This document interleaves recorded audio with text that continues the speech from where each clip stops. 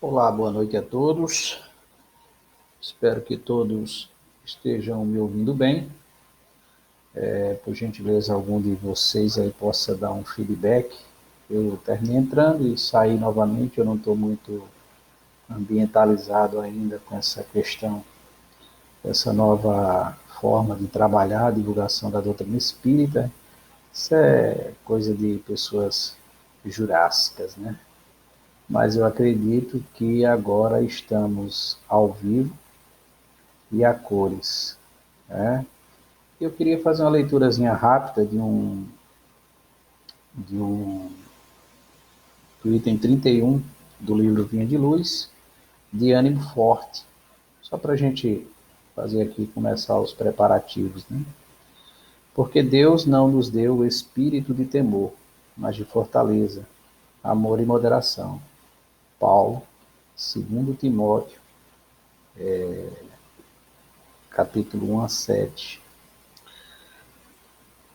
Forte, né, isso aqui, né? Porque Deus não nos deu o espírito de temor, mas de fortaleza, amor e moderação. Não faltam recursos de trabalho espiritual, não faltam recursos de trabalho espiritual a todo irmão que deseje reerguer-se, aprimorar-se, elevar-se. Lacunas e necessidades, problemas e obstáculos desafiam o espírito de serviço dos companheiros da fé em toda parte. A ignorância pede instrutores, a dor reclama enfermeiros, o desespero suplica orientadores. Onde, porém, os que procuram abraçar o trabalho por amor de servir. Com raras exceções, observamos na maioria das vezes a fuga, o pretexto, o retraimento. Aqui há temor de responsabilidade, ali receio da crítica. Acolá, pavor de iniciativa em benefício de todos. Como poderá o artista fazer ouvir a beleza da melodia se lhe foge um instrumento? Nesse caso, temos em Jesus, o artista divino, e em nós, outros encarnados e desencarnados, os instrumentos dele para a eterna melodia do bem do mundo. Se algemarmos o coração ao medo de trabalhar em benefício coletivo, como encontrar serviço feito que tranquilize e ajude a nós mesmos? Como recolher felicidade que não semeamos ou amealhar dons de que bastamos suspeitosos? Onde esteja a possibilidade de sermos úteis, avancemos de ânimo forte para a frente, construindo o bem, ainda que defrontados pela ironia, pela frieza ou pela ingratidão. Porque, conforme a palavra iluminada do apóstolo dos gentios, Deus não nos deu o espírito de temor, mas de fortaleza, amor e moderação. Muito forte, né? Tudo isso é um texto que está muito alinhado com o que nós estamos vivendo atualmente, né? Deixa eu baixar um pouquinho aqui. Melhorou. Muito alinhado com o que estamos vivendo. A gente está vivendo agora um momento de muito temor, né? Muita preocupação. E aí Paulo vem e nos diz isso, que Deus não nos deu o espírito de temor, mas para que a gente tenha, né, ânimo forte, deu um espírito de fortaleza, de amor, de moderação. Então, muito bacana tudo isso aí que o nosso querido Emmanuel nos traz, né, na sua fala, para a gente começar, né? E aqui a gente já tem, olha, minha amiga Socorro Oliveira, Igor Mateus. E aí, meu querido Igor, quem diria você me vendo aqui? Imagina eu jurássico aqui de. Olha aqui, graças a Deus que eu tenho um sulamita aqui do lado, hein? Mas que bacana. Bom, gente, vamos fazer uma prece inicial.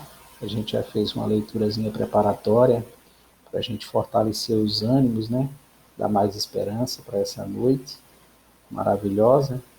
E vamos fazer uma precezinha para a gente poder começar, pedindo sempre a Jesus, nosso Mestre Maior, a orientação necessária para que a gente possa representá-lo da melhor forma possível, que os amigos benfeitores da espiritualidade aqui presentes possam estar uníssono com esse servo pequeno que se predispõe a falar em nome de Jesus, em nome do seu Evangelho, que eu possa, mediante os amigos da espiritualidade, representar a Ti, Jesus, Mestre amado e querido, que tanto nos ama, que tanto nos orienta, que tanto nos dá força, esperança, nesses momentos tão difíceis que a humanidade tem vivido.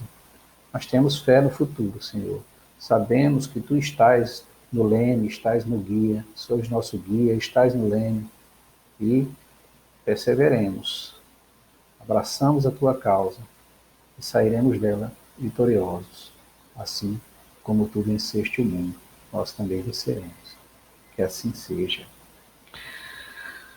Bom, amigos, hoje nos foi dado a tarefa de falar sobre consciência e dever, né? E a gente começa falando consciência, né? Começamos pela consciência. E eu fui buscar aqui, eu estava lendo, dando uma olhada, no Livro dos Espíritos, na questão 621, né? A questão 621. Porém, a questão 621, ela vai tratar das leis da consciência, né? Aonde estão escritas as leis, todo mundo conhece essa perguntinha. Onde está escrito a lei de Deus? Na consciência. E aí é bem interessante, porque na questão 614, e o Livro dos Espíritos, nesse mesmo capítulo, né, que está lá no livro terceiro, as leis morais, tem a 614 que diz assim, que se deve entender por lei natural. A lei natural é a lei de Deus e a única verdadeira para a felicidade do homem. Ela lhe indica o que deve fazer e o que não deve fazer. E ele não é infeliz senão quando dela se afasta. Aí você veja que interessante. Nós temos a questão 614 dizendo que o homem só é infeliz quando se afasta das leis de Deus. E aí na questão 621, Kardec pergunta, e onde está escrita essas leis de Deus? Na consciência. Então, peraí. Agora começou a complicar a nossa vida, porque nós já temos inscrito na consciência todas as leis de Deus. Todas as leis de Deus, as leis divinas estão escritas na consciência. Deve ser por isso que Joana ela faz uma distinção muito clara nas suas falas do ser consciente. Ou seja, eu posso ter consciência, né? Mas eu não sou consciente. Há uma grande diferença entre ter consciência e estar consciente, ser consciente. Então, eu tenho consciência de que aquilo que vou fazer está prejudicando alguém. Eu tenho consciência, mas eu não sou consciente disso tudo. Então, Joana ela faz essa distinção quando ela traz a consciência ética. Está lá no livro O Homem Integral. A consciência ética. Então, não é qualquer consciência, ser consciente, mas estar consciente e consciente de forma ética. E muito, a gente avançando mais um pouco, na questão 621A, que é a 621, vai dizer onde está escrita a lei de Deus, na consciência. Ok. Kardec vai um pouco, se aprofunda mais um pouco, né? Posto que o homem carrega na sua consciência a lei de Deus, Que necessidade haveria de a revelar? Olha como é que essa questão. Todo mundo lembra da 621, né? Mas essa daqui, aí o pessoal já começa... Porque o homem carrega na sua consciência a lei de Deus, que necessidade haveria de a revelar? Ele a esquecera e menosprezara. Deus quis que ela lhe fosse lembrada, né? Então, veja bem, aí você pode até achar estranho isso, mas quem vai tratar bem disso, tanto Joana quanto André Luiz, lá no seu capítulo 3º do livro Entre a Terra e o Céu, é no Mundo Maior. Lê toda a obra de André que você vai encontrar, está no capítulo 3º. Mas ele vai falar das 3 casas já lá de consciência, né? E ele vai falar lá do inconsciente, aquilo que a gente vai registrando, vai ficando registrado, porém, vai ficando registrado, mas ao mesmo tempo, ele vai ficando para trás, né? Ele está registrado, mas está ficando para trás.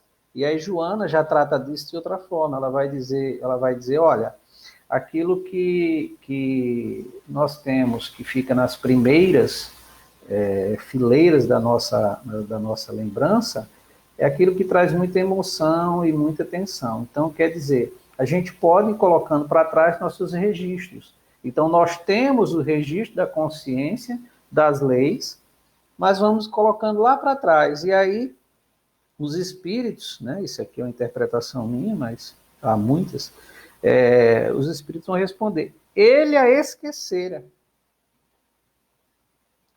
e menosprezara. E menosprezara. Então, ela está em alinhamento quando Joana fala dessa consciência ética, né? Então, ela fala dessa consciência, uma consciência ética. Por quê? Porque quando eu tenho uma consciência ética, é porque eu respeito, é porque ali eu valorizo. Mas quando eu não tenho essa ética alinhada com a consciência, eu menosprezo, não é? Eu menosprezo. Então, a resposta está perfeita. Ele a esquecera e menosprezara. Deus quis que ela lhe fosse lembrada, né? Lhe fosse lembrada. Aí nós temos a questão do dever, que está completamente alinhada. Aí a gente vai lá para o Evangelho segundo o Espiritismo, no seu capítulo 17, né? Capítulo 17, que todos vocês conhecem, que é o capítulo Sede Perfeito. Nós temos o item 7, que é o nosso amigo Espírito Lázaro, quem traz nas instruções dos Espíritos, o dever. E aí ele começa de forma já muito forte, né? O dever é a obrigação moral da criatura para consigo mesma. Primeiro, e em seguida para com os outros. Ora, então, quando eu não tenho o dever moral, essa obrigação, comigo primeiro, entendeu? Como é que eu vou ter com os outros?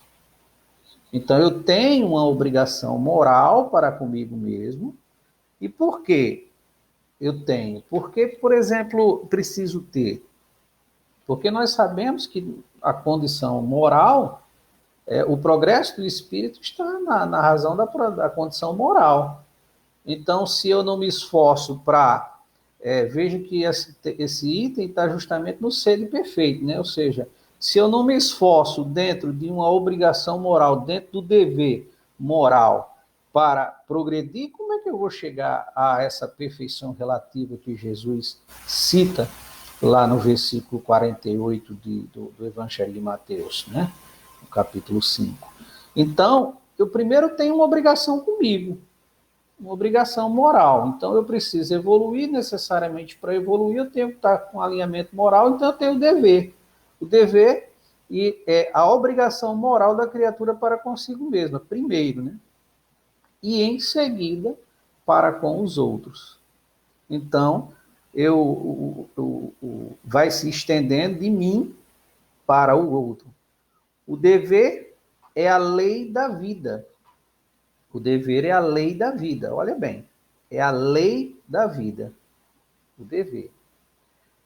Com ele deparamos nas mais ínfimas particularidades, como nos atos mais elevados.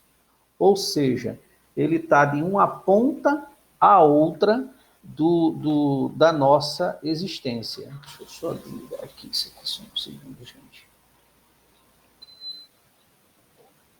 Ficou frio aqui.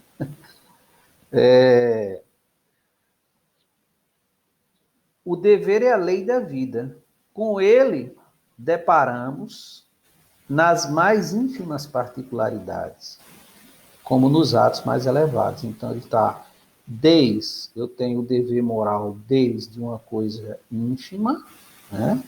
Uma coisa pequenininha, até a outra ponta, que é o mais elevado. Então, a gente começa a perceber que, por exemplo, à medida que eu ajo mal, não importa qual é a magnitude desse agir mal, seja ele algo pequeno, como seja ele grande, né? Então, por exemplo, às vezes a gente não se preocupa e pensa que é natural, normal, não, mas é fulano, aí coloca em ascensão as coisas ruins que outro tem, ou então não se preocupa em cumprir determinadas obrigações porque são pequenas e tal, e não percebemos que a obrigação moral ela vai desde da pequenininha até as coisas elevadas. E ele aqui vai concluir: quero aqui falar apenas do dever moral, e não do dever que as profissões impõem. Está falando só do dever moral. Na ordem dos sentimentos, o dever é muito difícil de cumprir-se, por se achar em antagonismo com as atrações do interesse e do coração. Olha que situação. É muito difícil de cumprir-se, porque ele vai justamente de encontro. Porque como eu tenho o dever moral comigo, eu tenho que andar reto. Aí, nem sempre o andar reto me favorece ou ele me traz aquilo que eu quero. E por quê? Porque isso está construído na nossa natureza. Vou dar um exemplo simples aqui. O Evangelho de Jesus vai dizer assim, olha, você deve amar seu inimigo e deve orar pelo que vos persegue. Pronto, a gente tem consciência disso, não tem? Temos consciência. Mas a gente faz. E qual é a dificuldade? A dificuldade é simples. Eu tenho consciência de que essa frase de Jesus é a correta para mim, melhor para mim, para todo mundo. Mas a minha natureza diz o contrário. Então a razão diz, a consciência diz, para que eu ame meu inimigo, ore por aquele que me persegue, mas a minha natureza diz que eu devo quebrar o pescocinho dele. Então, por exemplo, eu tenho consciência, mas quando eu ajo diferente com a minha consciência, que é a lei de Deus, que está lá batendo latente, dizendo o que é certo para fazer, então quando eu tenho essa consciência, mas eu não ajo em alinhamento com ela, eu estou agindo ainda de encontro com a minha natureza. Aliás, de encontro, eu estou agindo de acordo com a minha natureza. E por que a minha natureza ainda age dessa forma? Porque eu construí. São as minhas construções. Então, as minhas construções da minha natureza diz que eu devo fazer ali prejudicar o outro. A minha consciência diz que não. Mas eu tenho a consciência, mas eu não estou consciente. Porque na hora que eu estou consciente, e aí entra o processo do esforço do ser espírita, né, do espírita, do homem de bem, do esforço de ir de encontro com a sua natureza, aí eu começo a entrar em alinhamento com o dever moral, com a consciência, né? E deixar só de ter a consciência, mas estar consciente da consciência ética, como diz Joana. Então, por isso que Lázaro vai dizer assim, olha, na ordem dos sentimentos, campeão é de minha parte, o dever é muito difícil de cumprir-se, por se achar em antagonismo com as atrações do interesse do coração. E por quê? Porque o interesse está na minha natureza, né? Esse interesse, quando Kardec também vai falar, se eu não me engano, na questão lá 895, que depois dos vícios, dos defeitos que a gente conhece, o que mais nos atrasa é o nosso interesse pessoal, não é? Então, não tem testemunhas às suas vitórias e não estão sujeitas à repressão de suas derrotas. Ou seja, quando eu estou num outro aspecto de consciência, as minhas vitórias elas não estão sujeitas a minhas vitórias, aquela coisa toda nem a repressão, porque é eu comigo mesmo. Então sou eu. Não tem terceiro, não tem. Sou eu. Por quê? Porque o dever íntimo do homem, ele fica entregue ao seu livre-arbítrio. Então, o dever moral, o dever íntimo está entregue ao meu livre-arbítrio, sou eu que escolho, sou eu que digo o que quero fazer, o que vou fazer, o que não vou fazer, sou eu que decido ir de encontro com a minha natureza ou dar vazão a ela. Então, a bola está comigo. Então, é por isso que é tão difícil, né? Então, ele continua dizendo, o dever íntimo do homem fica entregue ao seu livre-arbítrio. Aí agora ele vai um pouco mais avançando, né? O aguilhão da consciência, guardião da probidade interior, olhe bem, o aguilhão da consciência, guardião da probidade interior. Aí você veja onde é que está escrita as leis de Deus na consciência. Guardião da probidade interior, o adverte e sustenta. Mas, muitas vezes, mostra-se impotente diante dos sofismas da paixão. Volta novamente. Ou seja, pelas paixões, eu ajo de acordo com a minha natureza, ao invés de ir de encontro com o ser consciente e ético, com o dever moral, né? Fielmente observado, o dever do coração, ele eleva o homem. Fielmente observado, o dever do coração eleva o homem. Como determiná-lo, porém, com exatidão? Como determiná-lo, porém, com exatidão? Aí, olha bem. Onde começa ele? Onde termina? Né? Fielmente observado, o dever do coração eleva o homem. Mas como determiná-lo?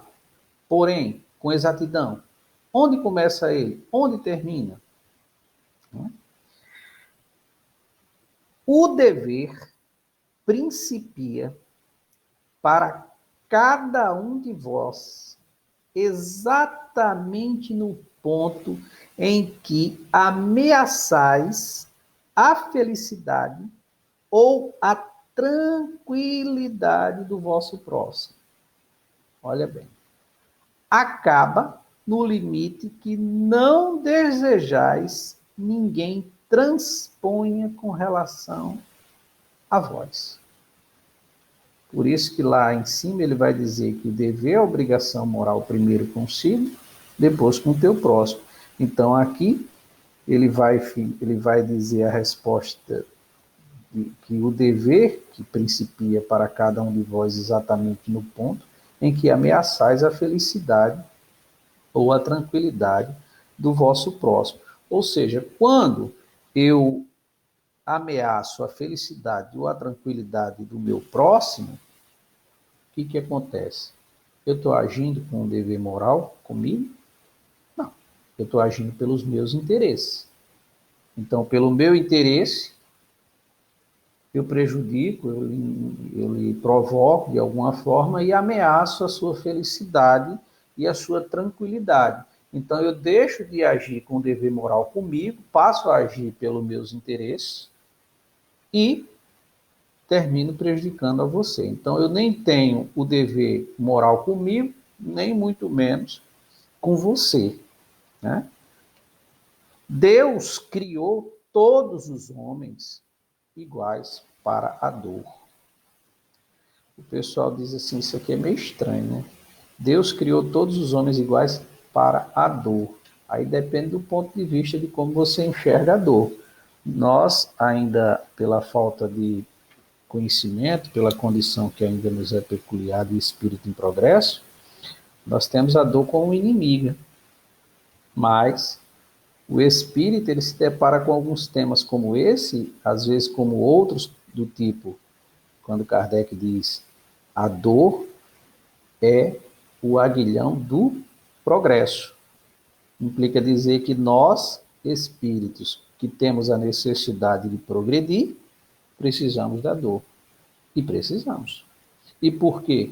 Porque se não fosse a dor, essa dor que nos convoca a sair do estado que nos encontramos, o estado de inércia, a dor que nos provoca a pensar, a dor que nos provoca a agir, a dor que nos faz ser melhor com o nosso próximo, a dor que faz nos ser melhor consigo mesmo.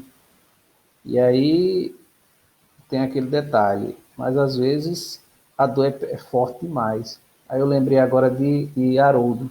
Haroldo conta uma história aí nos seus vídeos, de um cachorrinho, não sei se é dele ou se é de alguém, mas é ele que conta, um cachorrinho que estava no posto de gasolina. O cachorro estava lá no posto de gasolina, aí o camarada desce, vai abastecer o carro, abastece o carro, e o cachorro está lá chorando, né? Ele está lá deitado chorando. Ele vai na conveniência, volta, aí fica intrigado com aquela questão do cachorro chorando ali. Aí ele vai lá no frentista e diz, mas esse cachorro há quanto tempo está chorando aí? Eu entrei e saí, esse cachorro chorando. Por que ele chora? Você sabe? Ele disse, sei. É porque ele está deitado em cima de um prego. Aí a pessoa achou aquilo intrigante e disse, mas por que ele não levanta? Aí vem uma resposta que é fantástica, que é de uma sabedoria, porque a dor não é suficiente para ele levantar. A dor é suficiente apenas para ele chorar. É como nós. Então, nós muitas vezes sentimos a dor, mas ela não é suficiente para a gente implementar, imprimir um estado de mudança. Ela só é suficiente para a gente reclamar. Então, ela precisa ser um pouco mais forte para que a gente possa ser convidado ao estado de mudança. Não é? Então, Deus criou todos os homens iguais para a dor, pequenos ou grandes, ignorantes ou instruídos. Sofrem todos pelas mesmas causas, a fim de que cada um julgue em sã consciência o mal que pode fazer. Olha a consciência voltando aqui. Com relação ao bem, infinitamente vário nas suas expressões, não é o mesmo critério. A igualdade em face da dor é uma sublime providência de Deus, que quer que todos os seus filhos, instruídos pela experiência comum, não pratiquem o mal, alegando ignorância de seus efeitos. Então, veja bem, a dor ela é diferente para aquele que Deus criou todos os homens iguais para a dor, pequenos ou grandes, ignorantes ou instruídos. Mas, veja bem, sofrem todos pelas mesmas causas, a fim de que cada um julgue em sã consciência o mal que pode fazer. Então, nós temos o julgamento do mal que podemos fazer. Somos nós, livre-arbítrio. Com relação ao bem, infinitamente vário nas suas expressões, não é o mesmo critério. A igualdade em face da dor é uma sublime providência de Deus que quer que todos os seus filhos, instruídos pela experiência comum, não pratiquem o mal, alegando ignorância de seus efeitos. Então, por exemplo, eu pratico o mal, não, mas eu não sabia. A dor faz com que você entenda que a prática do mal vai ter consequências. Fantástico isso, né? O dever é o resumo prático de todas as especulações morais. É uma bravura da alma que enfrenta as angústias da luta. Olha aí, nesse momento que nós estamos passando aí de tantas angústias, né? De tantas perdas, de todos os tipos de perda, nós temos o dever, ele é um resumo prático de todas as especulações morais. É uma bravura da alma que enfrenta as angústias da luta. É austero e brando, pronto a dobrar-se às mais diversas complicações. Conserva-se inflexível diante das suas tentações. Ou seja, o dever moral, ele é inflexível diante das tentações. E isso eu chamo a atenção porque, por exemplo, você hoje, imagine um quadro simples, que a gente está trazendo para o cotidiano. Nós temos vivido hoje um processo que nós temos a necessidade do isolamento social. E olha, social é para todos, é geral. A minha ação de sair de casa sem necessidade, eu não estou cumprindo dever moral nem comigo, nem muito menos com o outro. Eu me coloco em risco a mim e coloco em risco outros que estão convivendo comigo dentro do lar, no trabalho, não importa, entendeu? Para aqueles que precisam trabalhar. Então, nesse momento, não, mas eu não aguento mais, olha, eu preciso ir para tal lugar. É a tentação. Então, você é tentado aí, porque a sua natureza diz que quer, você tem o hábito, mas o dever moral, ele é inflexível diante das tentações, dessas tentações. Então, eu posso ser tentado a fazer, mas na hora que eu penso pelo meu livre-arbítrio, pela minha consciência ética, eu digo, peraí, o meu dever moral diz que se eu fizer isso, eu não só não estou cumprindo uma obrigação para comigo, como também não estou cumprindo para com o outro. Poxa, mas eu preciso ir ao banco, eu tenho que ir ao banco, porque eu tenho que pegar um dinheirinho e tal. Ok.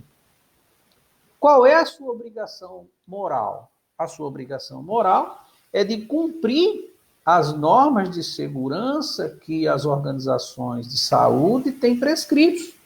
Então, você vai de acordo com essas normas, chegando lá, você cumpre essas normas de distância, tal. Então, você precisou sair, você teve uma necessidade, é diferente da tentação daquele que está em casa, não estou aguentando ficar em casa, preciso sair. Então, ele não tem o dever moral, ou seja, ele tem a consciência, mas não está consciente. Então, o dever moral, ele é inflexível diante dessas tentações.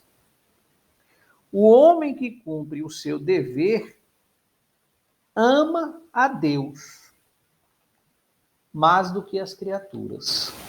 É lógico, né? Porque quando ele cumpre o seu dever, para cumprir o dever, ele tem que agir moralmente. Para agir moralmente, ele tem que estar alinhado com as leis que estão na consciência. As leis que estão na consciência são as leis naturais criadas por Deus para a felicidade, né? Então, por exemplo, o homem que cumpre o seu dever ama a Deus mais do que as criaturas e ama as criaturas mais do que a si mesmo. Mais do que a si mesmo. É a um tempo juiz e escravo em causa própria, ao mesmo tempo. O dever, ele é o mais belo laurel da razão. Descende desta como de sua mãe o filho. Veja bem, aqui ele vai dizer que o dever descende da razão como o filho descende como a mãe e o filho. O homem, tende a amar o dever, não porque preserve de males a vida, males aos quais a humanidade não pode subtrair-se, mas que confere à alma o vigor necessário para o desenvolvimento. Tudo a ver com o que nós estamos vivendo agora, né? Tudo a ver, porque ele vai dizer que o dever é o mais belo laurel da razão. Ou seja, pelo uso da razão, o meu dever moral deve predominar. Pelo uso da razão. Quando muitas vezes eu cito em algumas falas minhas, eu digo, olha, eu comecei estudando Jesus, não pelo fato religioso, mas pelo fato da razão.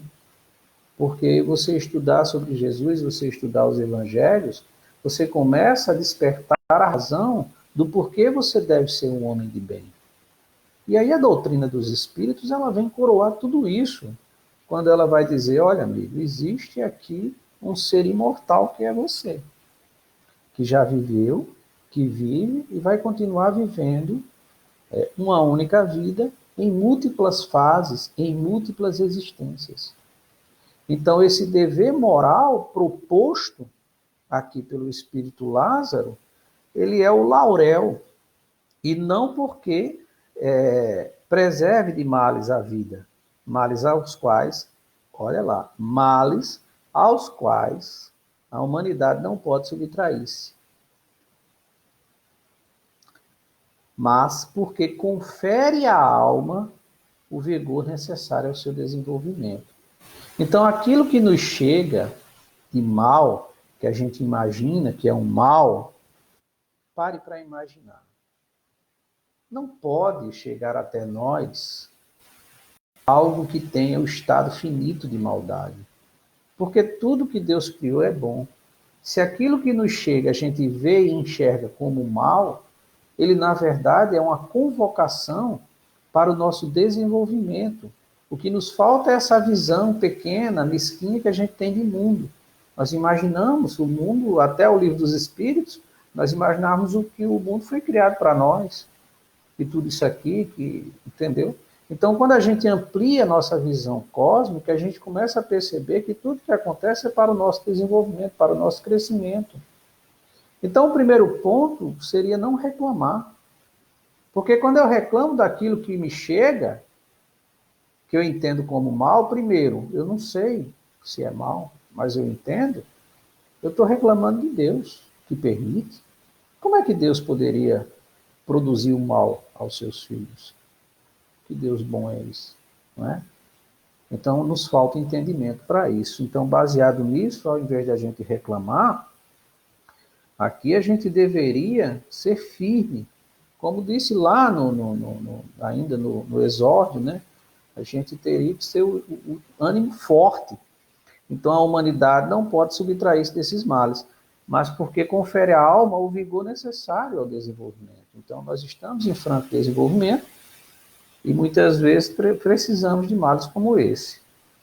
O dever cresce e irradia, aliás, eu falo assim que a gente precisa de males como esse, mas entendamos que esse mal não vem de Deus. Deus permite o mal porque é fruto e consequência da ação do homem pelo seu egoísmo, pelo seu interesse pessoal. Então, do mal se extrai o bem. Então, não é criado por Deus, mas é fruto das ações do homem que Deus se utiliza para o nosso desenvolvimento, ou seja, do mal se extrai o bem, do nosso entendimento de mal e do que o homem faz. O dever cresce e irradia, a gente já está chegando nos finalmente, o dever cresce e irradia sob mais elevada forma, em cada um dos estágios superiores da humanidade. Jamais cessa a obrigação moral da criatura para com Deus. Isso é fato, não tem como cessar. Se nós somos criatura, Deus é o nosso Criador, o nosso dever para com Ele moral jamais irá cessar, né? Não tem como.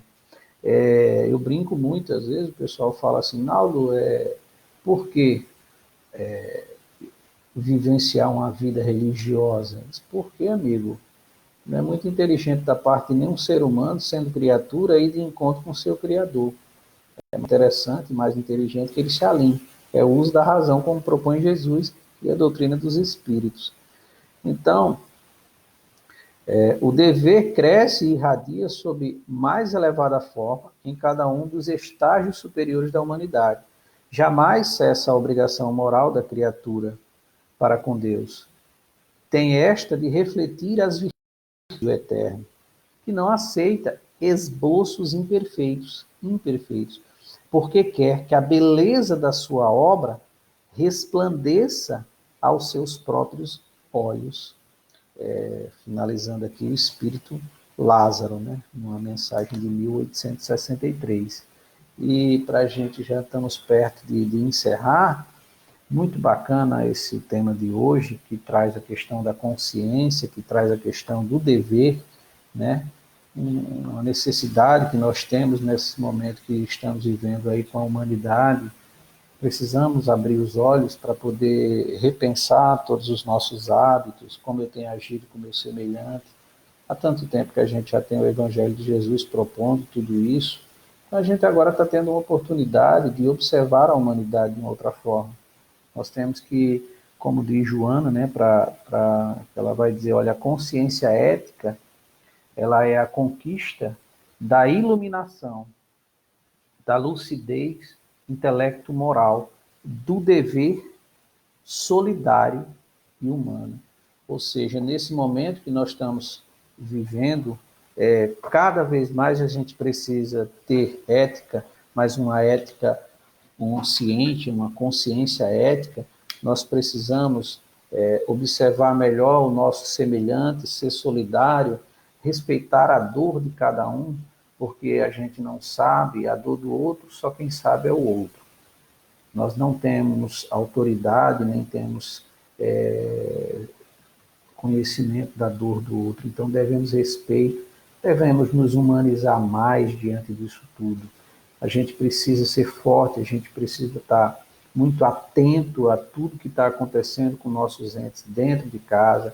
Eu tenho chamado muito a atenção para a vigilância dos nossos pensamentos, e quando eu falo da vigilância dos nossos pensamentos, não é só você fazer o evangelho no lar, mas nesse momento onde há uma nova mudança de conduta nos nossos hábitos, onde muitos casais tiveram que passar a conviver, filhos passaram a viver integralmente com os pais, muitas famílias não estão sabendo lidar com isso.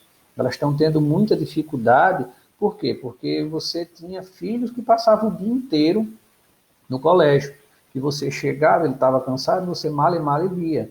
Então, por exemplo, você tinha saudade, agora é o contrário. Eu estou vendo aí pais que estão desesperados porque as escolas estão paradas querendo, olha, tem que voltar porque eu tenho que jogar o filho para lá. Então, essa dificuldade de lidar está gerando muito angústia. Casais que estão separando porque não estão se entendendo com essa convivência diária.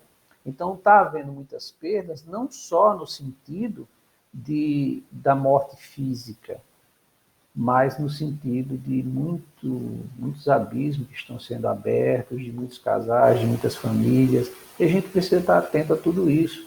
Nós temos um dever moral, como fala o Espírito Lázaro no início, nós temos que ter uma consciência ética, como nos diz Joana, nós temos que trazer para o nosso consciente, lá do nosso subconsciente, tudo aquilo que temos de melhor, como diz André Luiz.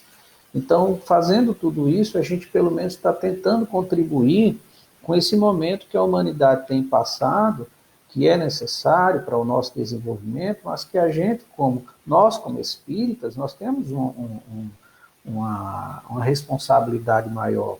Somos nós que temos a consciência e a certeza do mundo espiritual, das inúmeras existências, da lei da reencarnação. Nós sabemos, como Emmanuel mesmo fala, que aqui não existe nenhum injustiçado.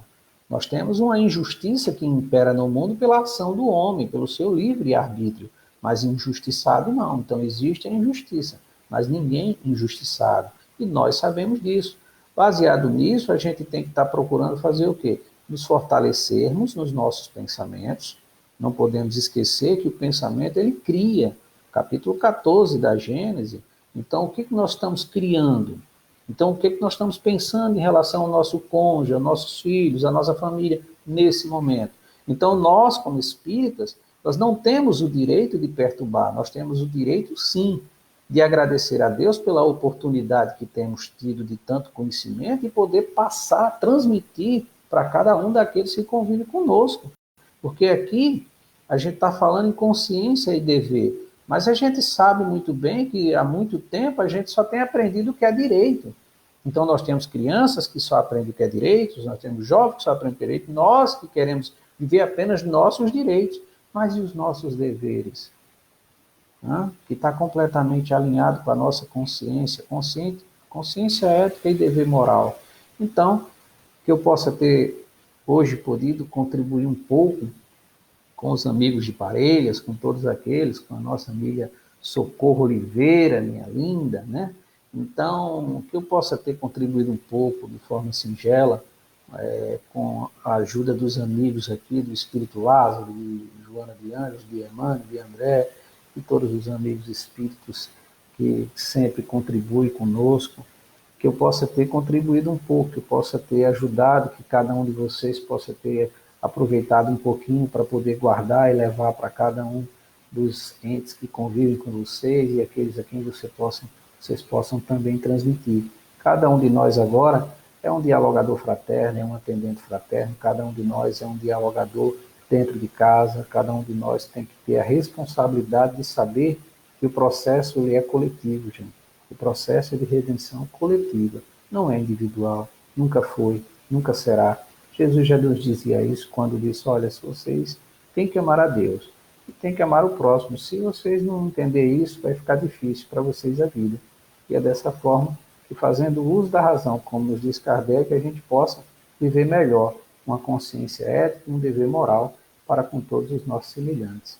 E dessa forma, eu já encerro e agradecendo ao Pai, Criador, e a Jesus, nosso guia, nosso mestre, e aos espíritos benfeitores que puderam nos auxiliar nessa noite. Muita paz a todos e que Jesus possa iluminar o coração de cada um de vocês. Até a próxima.